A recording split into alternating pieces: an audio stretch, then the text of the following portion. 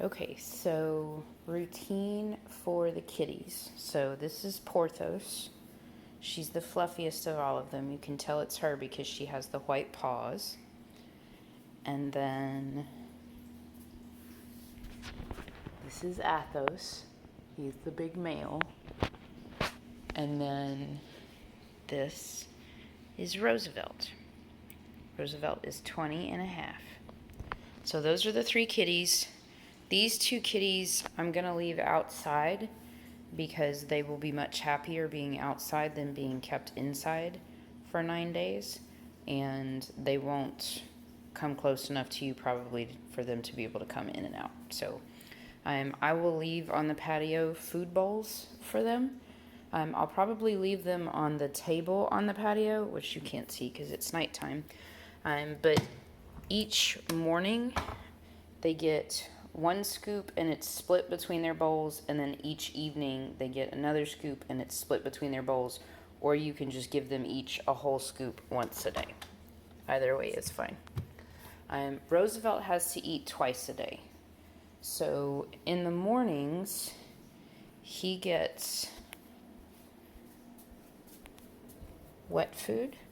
So we have 2 little cans left, so I would use these first. He gets 1 little can in the morning, 1 little can in the afternoon. After that, he gets half of a big can in the morning, half of a big can in the afternoon. And the cans stay in this pantry in the bottom left drawer. For when you have a half can, there is a can cover. I leave it just right here by the sink. And then he eats off of these plates. So I just wash them every time. And I'll leave a spoon here that makes it easy to get. I'll leave it here. It makes it easy to get his food out of the can. He also, this is his feeding station over here. Excuse me. Whatever he doesn't eat at the end of the day, just throw it away because it'll dry out and he's not going to eat it. And then his kibble bowl, excuse me, just stays like halfway full. And this is his senior kitty kibble. And then we have 2 water feeders. So we have this one. And you'll see it has like a minimum and maximum line. And just keep the water level somewhere in the middle. I keep this is just easy to pour water with, so I keep that there. And then we have a second water bowl over here, a water fountain. And I just keep this one filled. I keep it filled a little bit more than what you see right there. I probably clean both of them. I clean them on Wednesdays and Saturdays. So I'll clean them before I go, and I would just say clean them on Wednesday and they'll be fine. Roosevelt also has to be brushed once a day. So as a general rule, he will come, he's very social. He will get on this little ottoman and I will leave his brush. So his skin is really thin and old. So we use the very, very soft side of the brush, and he loves being brushed. So I will just say be very gentle around his hips. Usually I just don't even brush his hips, but he loves having his face brushed. And so he'll like lean into it. He'll show you where he wants to be brushed. And then I brush his back and his sides just to kind of move the oil through his coat since he's not grooming. I leave the slicker brush out, but don't use it. I use that for the other cats. This is his chair. I'm washing his towels right now. And so there will be a towel on it. He also sleeps on the chair in the office, and he can sleep wherever he wants. He routinely does that. But that's usually where you'll find him. And then in the utility, there's a litter box. So Roosevelt, because he's so old, he can't squat. So if he doesn't get turned against the sides of the box, he may pee out the front of the box. And if that happens up in this cabinet, I'm washing all of those. There's blue towels, and then there's 409. The litter box gets cleaned once a day. here are we just put it in baggies and we double bag it. I may have a second litter box set up. It just kind of depends if I can get it done before I leave. If so, I'll put it in the guest bathroom. But just this has to be done once a day. And then when you are done with the stuff from the litter, I just put it in the trash and I take the trash out probably every other day or every 3 days, basically just when it starts to smell.